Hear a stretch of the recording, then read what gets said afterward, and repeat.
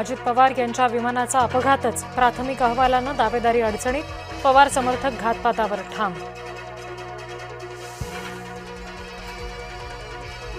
पार्थ पवार सुटणार की नाही? मुंडवा जमीन प्रकरणामध्ये अंतिम अहवाल कधी येणार?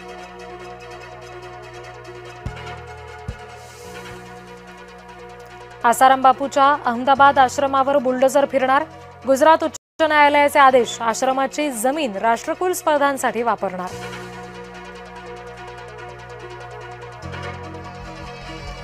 पार्थला सोडणार नाही, हायकोर्टातला लढा सुरूच ठेवणार, सामाजिक कार्यकर्त्या अंजली दमानिया यांनी मांडली भूमिका. विमानात काय घडलं हे 9 फेब्रुवारीला सांगणार, आमदार रोहित पवार यांचं वक्तव्य.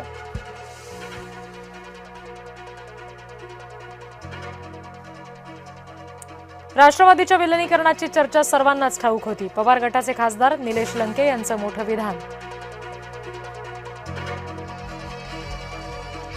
अजित पवार यांचा अखेरचा व्हिडिओ आला समोर, मतदान करण्याचं जनतेला केलं होतं आवाहन.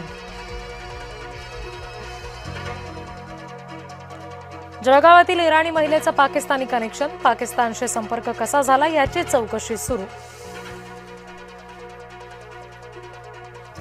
हरणारी निवडणूक लढण्यासाठी ठाकरे मैदानात, मातोश्री ठरवणार बीएमसी महापौर आणि उपमहापौर निवडणुकीतले उमेदवार. मुंबई महापौर निवडणुकीमध्ये ट्विस्ट आणण्याचा ठाकरेंचा प्रयत्न, महापौर पदाच्या निवडणुकीमध्ये पाठिंबा देण्यावर मनसेचं मौन, शिवसेनेचाच महापौर होण्यासाठी पुन्हा प्रयत्न असण्याची शक्यता.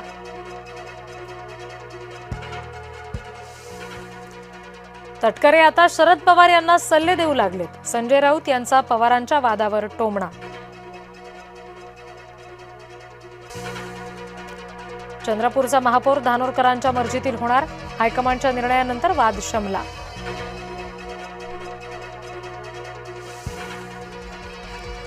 झेडपी प्रचाराचा आज अखेरचा दिवस, प्रचारासाठी आता उरले अवघे काही दिवस.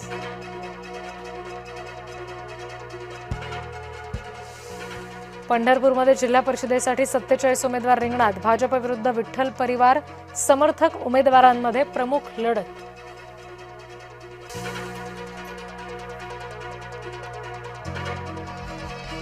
तिसऱ्या जागतिक अर्थव्यवस्थेकडे भारताची वाटचाल, युरोपसोबत भारताचा व्यापार करार ऐतिहासिक, मोदींचं विधान, विकसित देशांचा भारतासोबत करार अभिमानास्पद.